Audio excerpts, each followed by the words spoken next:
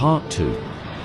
A network of highways, bridges, and ferries link the archipelago from north to south. Feeder roads link farmlands to marketplaces.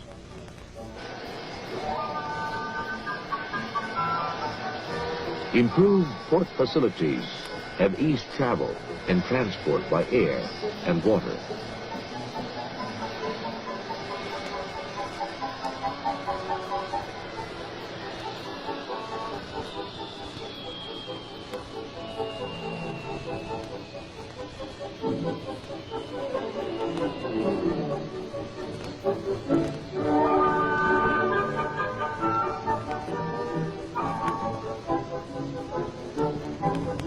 Water control systems serve the flow of progress.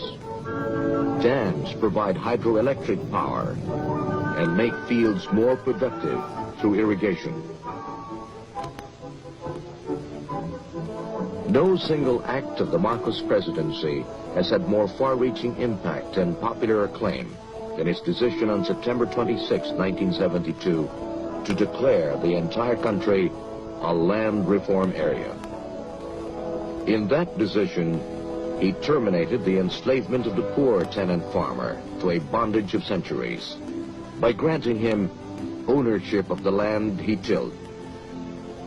Ownership has not only meant a new dignity, but has also made the small farmer a productive and useful member of society. In line with agrarian reform, the president has propelled the country toward a revolution in agriculture. Self-sufficiency in rice is one shining symbol of the massive increments in agriculture and livestock production.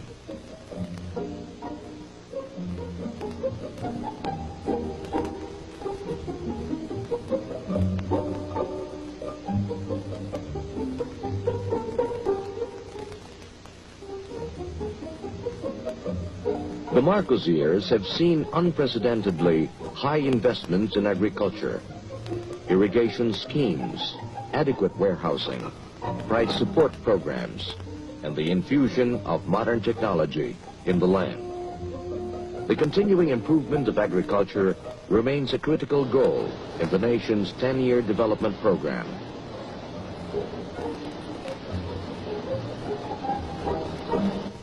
Primary health care programs, supported by the increase in the number of hospitals, and rural health centers have improved health conditions in the country. Nutrition programs which integrate various approaches of food assistance and nutrition education have battled to overcome malnutrition among children.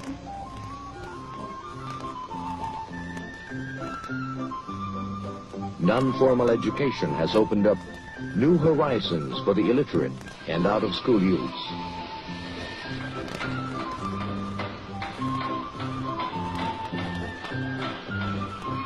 To assure the steady stream of productive opportunities, the National Employment Strategy has mobilized resources to create new job opportunities through skills training and the development of labor-intensive enterprises. The program targets families at the lower 30% of the income ladder. Under the new society, the workers' purchasing power have been propped up by minimum wage legislation to help redress the effects of inflation on the working class.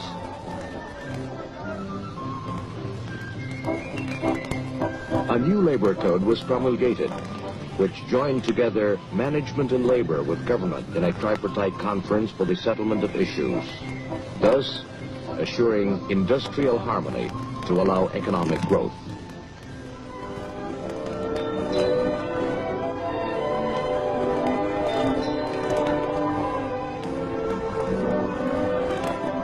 The headlong rush for economic advancement did not overlook the totality of man and his felt needs. Along the political and economic revolution, the new society launched a revolution in human settlements, awakening Philippine communities to an awareness of their potential as self-sustaining units of society, aided by a concerned and caring government.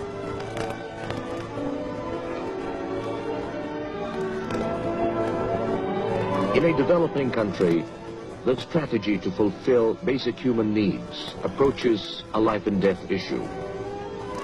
The government has boldly dramatized commitment to its citizenry with the creation of the Ministry of Human Settlements in 1976 and the Metro Manila Commission under the leadership of Mrs. Imelda Romualdez Marcos.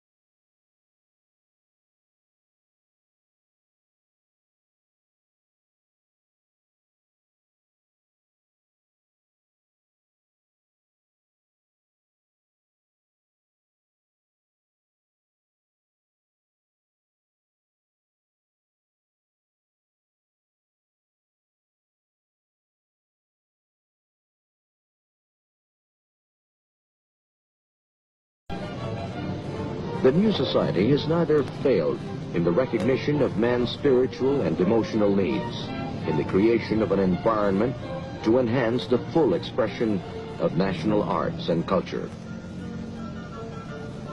To enhance the Filipinos' understanding of the national soul, museums showcase the works of painters and sculptors and preserve for posterity the heritage of centuries.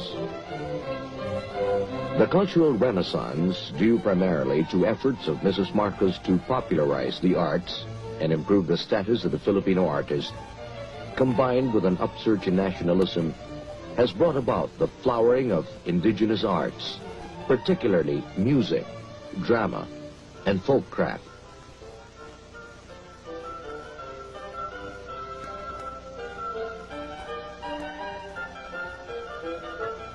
The Cultural Center of the Philippines has served as a home to Filipino performing artists and has hosted world talents in music, dance, and theaters.